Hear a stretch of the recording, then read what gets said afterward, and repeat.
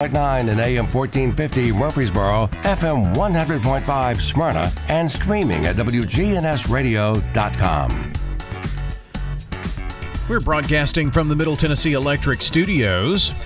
MTE serves members with more than just electricity. Their community outreach team works with schools, parents, and students to provide engaging and unique learning experiences. MTE serving to make life better since 1936. We head to the state capitol. That's where we find State Representative Mike Sparks, and another busy week on Capitol Hill. And Mike, I hear that on the House floor, I guess it was the bill that we've been hearing so much about, trying to put some limitations on what children see at maybe public events and things of that nature, right?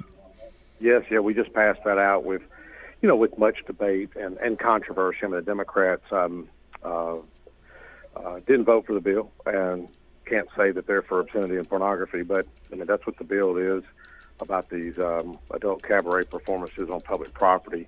This happened in Murfreesboro, sadly, but while I was sitting there, I was sitting beside Jay Reedy. I'm on the floor now. I just stepped into this other room during debate. We just passed that bill, but I'm reminded with the words of Bob Dylan. He said, "Times they are changing." So, we're in a different world, Brian, than it was when you and I were growing up. But sad state of affairs. But we just passed that bill out. Now we're on the public health, which talks about prohibiting the healthcare provider from performing any surgeries on minors, dealing with the sex change and the it's gender mutilation bill. Gender mutilation. Yeah. Mm-hmm. And we're on that now. There's a few amendments that they're discussing. Gotcha. So tell me about, just kind of so folks understand about the, it's been called the drag show bill, different things, but the bill would make it a criminal offense for anybody who engages in an adult cabaret performance on public property in view of minors. It passed the Senate. Did it pass along party lines? Over here it did. I'm sure it did at the Senate as well. It was 26 to 6 there. Yes, and it passed over here, I think 74 votes Republicans. I know there's, I think, one or two people out right now, but I think we had 74 votes on the Republican side, with pretty much all Democrats voting no. If John DeBerry was still up here, John would have, I think, voted with us, but sadly the Democrat Party chose to take him off the ballot. Remember, he's the lawmaker that marched with Dr. King and was at the mountaintop speech. So, like I say, times they are changing. So the bill that's being debated now, I mean, these are two bills that we've heard a lot about since before the session even started. So, I mean, these are some pretty big bills that highly anticipated debate on these, I guess. Yes, there'll be folks want more information. Just watch the news tonight. Johnny Garrett, our whip, is talking about it now. But it reminds me of the movie that Matt Walsh had made, What Is a Woman? Got to watch it out in Franklin with several folks were invited out there. But that we're on that bill. We're on that bill now. And what I'm hoping for, Brian, I've got some FFA students that have been up here in the gallery. They're walking over to my office now. If you recall, we did that show last year with Stewart's Creek FFA students, so they should be heading over here in just a few minutes. Okay. We've got State Representative Mike Sparks. He is at the state capitol, and it's been a pretty busy week. I know you also spent some time today at least recognizing the really very tragic situation that happened with a Smyrna teen. She was a volleyball player, basketball player, Janae Edmondson. That family was recognized and lifted up today. Yes, and many thanks to Representative Robert Stevens and Brian Terry that stood with me when I got to recognize her, along with Rudd and Charlie Baum. It's really a tragic situation, so I called on Scott Topicki, who's a former professional athlete, to say a prayer for her. But many thanks to you, Brian, WGNS, and Channel 5 for recognizing this situation, because I think I've heard, are they up to $300,000 now on the GoFundMe project for her? Last I heard, it was well over $250,000. So I would not be Wow. surprised. And Well, let's face it, with the injuries that this young lady sustained and the recovery that it's going to take, I mean, every dime will be used, I'm sure, for that. Sad. Well, what I did, many times the media is a big conduit for improvement and discussion and debate up here, and sadly we don't have that much media anymore covering these things. But it's really interesting. I mentioned this on the House floor, that the mayor of St. Louis is calling on the city's circuit attorney to resign. Have you seen that? I have not. Yes, and what she's saying is that this 21-year-old Daniel Riley, who run through the yield sign, he was out on bond. Let me see.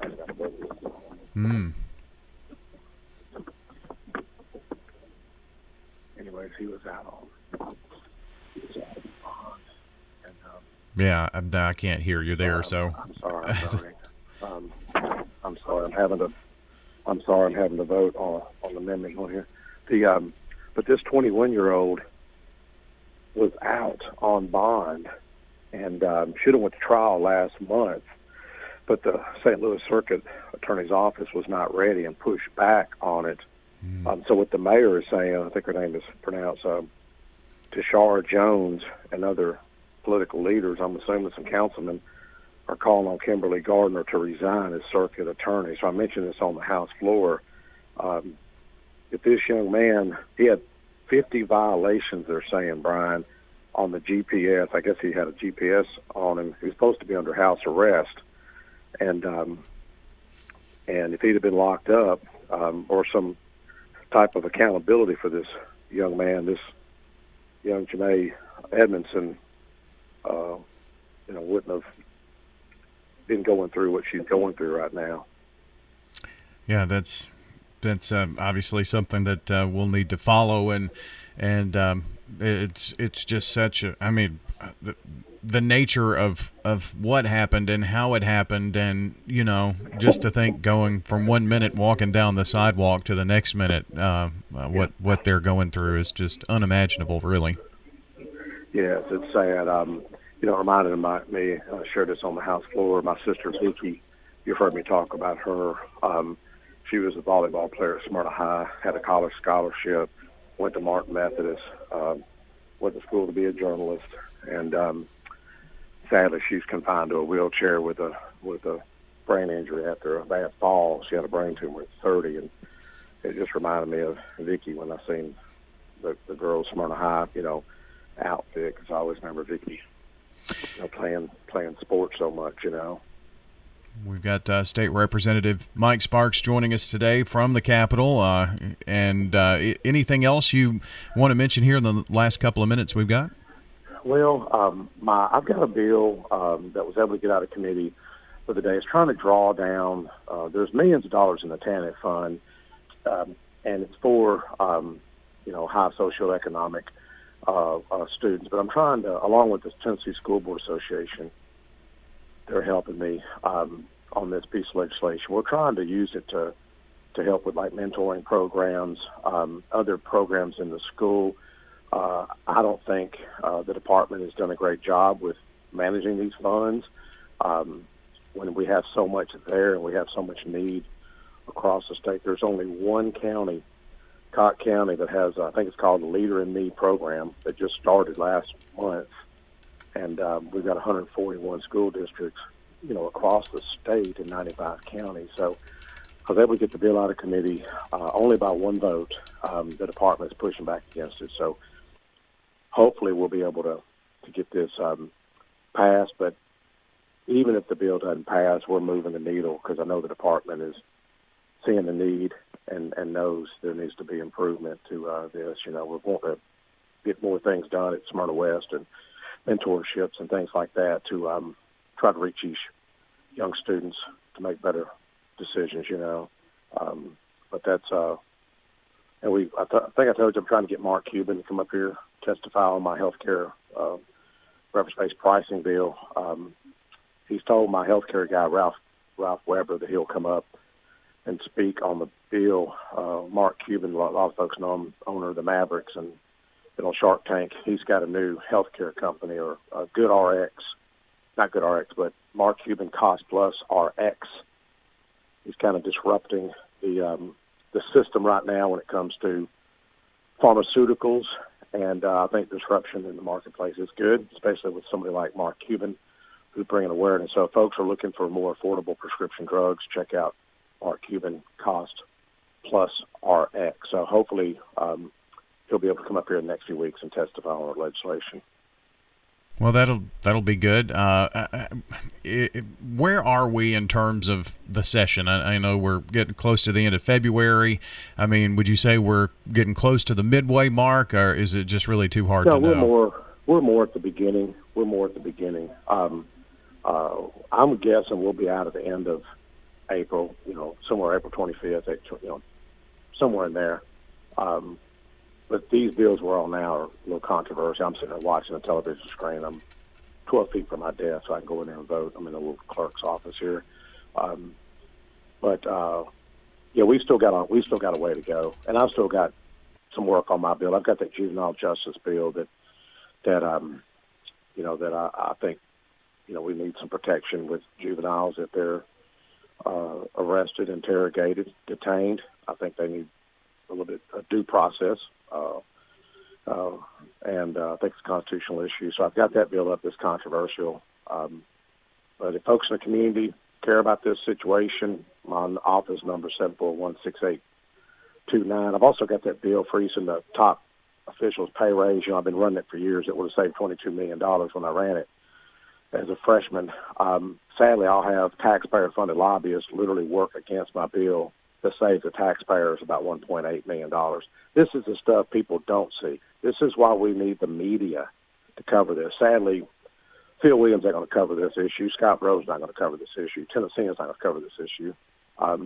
But these raises that have went to top officials, to me, should be going to solid waste folks, teachers, and substitute teachers, teaching assistants, those folks. But that's why I need the media to help me. I even told the chairman, I said, we'll try to get the media to help me on this bill, to just shed some light and some transparency on government. Most of the time we do things right. In this situation, I think my bill's a good bill. I'll challenge anybody that wants to debate this issue. My bill would have saved $22 million, but taxpayer fund lobbyists worked against me. Well, Mike, appreciate your time. Got to run, but thank you, Brian. Thanks so much, man. Appreciate it. Take care. Bye. State Representative Mike Sparks joining us from Capitol Hill. Don't forget, you can check the podcast at WGNSradio.com if you want to listen back. Also, subscribe to our podcast on Apple Music, Spotify, wherever you listen, and also check on YouTube for Big G TV. If you want to get some barbecue, I'll tell you how to do it. Head for the